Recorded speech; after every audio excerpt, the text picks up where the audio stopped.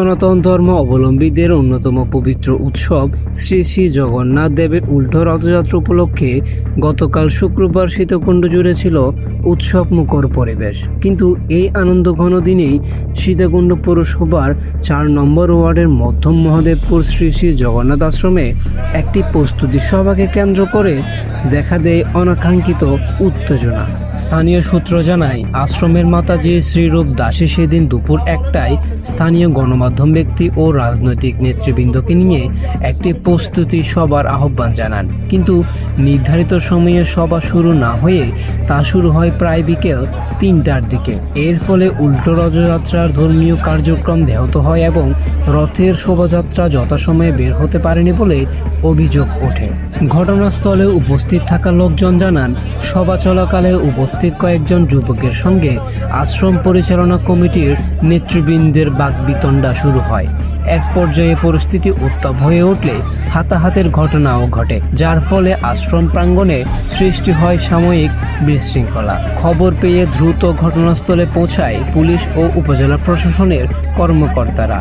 তাদের তাৎক্ষণিক হস্তক্ষেপে পরিস্থিতি নিয়ন্ত্রণে আসে এবং বড় ধরনের অপ্রীতিকর ঘটনা এড়ানো সম্ভব হয়। আশ্রম পরিচালনা কমিটির নেতৃবৃন্দ ও প্রশাসনের সঙ্গে সমন্বয় করে পরিস্থিতি শান্ত করতে সহযোগিতা করেন। তবে এই ঘটনার কোনো হতাহতের খবর পাওয়া যায়নি। ঘটনাস্থলে উপস্থিত ছিল মাই টিভি, গর্জন ৭১, আনন্দ টিভি এবং দৈনিক মানবজমিনের প্রতিনিধি দল। তারা উভয় পক্ষের বক্তব্য সংগ্রহ করেন। এই সময় আশ্রমের দায়িত্বে থাকা শ্রীরূপ দাসী এবং আশ্রম পরিচালনা কমিটির সাধারণ সম্পাদক পাবন কৃষ্ণ দাস নিজ নিজ বক্তব্য তুলে ধরেন এবং একে অপরের বিরুদ্ধে বিভিন্ন অভিযোগ উত্থাপন করেন। এইসব অভিযোগের সত্যতা সংশ্লিষ্ট প্রশাসনের তত্ত্বাবধানের মাধ্যমে নির্ধারিত হবে বলে জানা গেছে।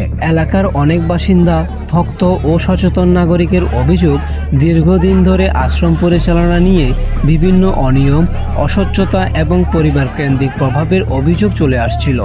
তাদের মতে এর ফলে আশ্রমের সার্বজনীন চরিত্র ক্ষুণ্ণ হয়েছে এবং ভক্তদের মধ্যে সৃষ্টি হয়েছে অসন্তোষ। এখন আপনি যে কমিটি করতে বলছিলেন, আপনার অনুমতি নিয়েছে, আপনি স্বাক্ষর করেছেন কমিটিতে? হ্যাঁ, আমাদের কাছে যে একটা কাগজ আসছে সেটা তো আপনি স্বাক্ষর করেছিলেন, সেটা কিভাবে স্বাক্ষর করলেন? একটা জিডি ছিল আমাদের কাছে।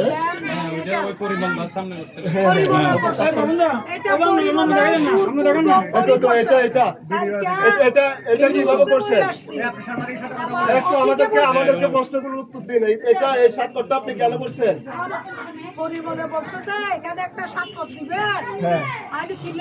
সাদা কাগজে এগুলো ছিল না।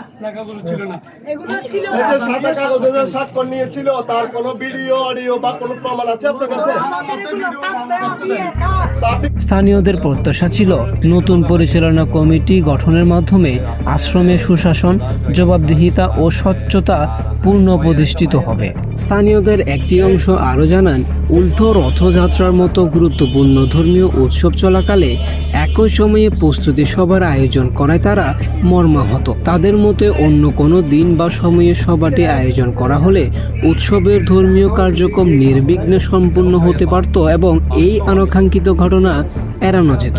আমাকে বিভিন্ন ধরনের কথাবার্তা বলে, কি বলছে, এই যে গালাগালি করে, এই কি বালের ম্যানেজার রাখছে, এই ম্যানেজারের কি দরকার এখানে, এই সমস্ত হেনস্থা করে। তারপরেও আমি 1 তারিখ থেকে এই পর্যন্ত আসি। কালকে যখন আমি আসি সকাল 9টা বাজে, 9টা না 10টার দিকে আসি। আসার পরে আমি অফিস করি। অফিস করার পরে প্রতিদিন আমাকে প্রসাদ খাওয়ার জন্য একজন চাকমা ছেলে আছে, উনি ডেকে নিয়ে যায়। কালকে আমাকে প্রসাদ পৌঁছ দেয় নাই। তা আমি 3টার সময়, 3:30টার সময় অফিস থেকে বন্ধ করে চলে যাই। যাওয়ার আগে ওরা কোথায় জানি গেছে, কার কাছে গেছে অভিযোগ দেওয়ার জন্য। ওইখান থেকে আইসা জয়ের বাবা আইসা বলতেছে আমরা সব খুলে ফেল। স্থানীয় গণ্যমান্য ব্যক্তি, ভক্তবৃন্দ ও সচেতন মহলের অভিমত, ধর্মীয় প্রতিষ্ঠান কখনোই বিভেদ, সংঘাত বা অস্থিরতার কেন্দ্র হতে পারে না। বরং এইসব প্রতিষ্ঠান হওয়া উচিত সম্প্রীতি, ঐক্য ও মানবতার প্রতীক। তাই তারা প্রশাসনের কাছে দ্রুত, নিরপেক্ষ ও সুষ্ঠু তদন্তের মাধ্যমে প্রকৃত ঘটনা উদ্ঘাটনের আহ্বান জানিয়েছেন। পাশাপাশি ভবিষ্যতে যাতে কোনো ধর্মীয় উৎসব সাংগঠনিক বা প্রশাসনিক বিরোধের কারণে ব্যাহত না হয় এবং শ্রী শ্রী জগন্নাথ আশ্রম তার ঐতিহ্য ও সার্বজনীন চরিত্র অক্ষুণ্ণ রেখে সকল ভক্তের মিল কেন্দ্র হিসেবে পরিচালিত হয়, সেই প্রত্যাশাই ব্যক্ত করছেন তারা।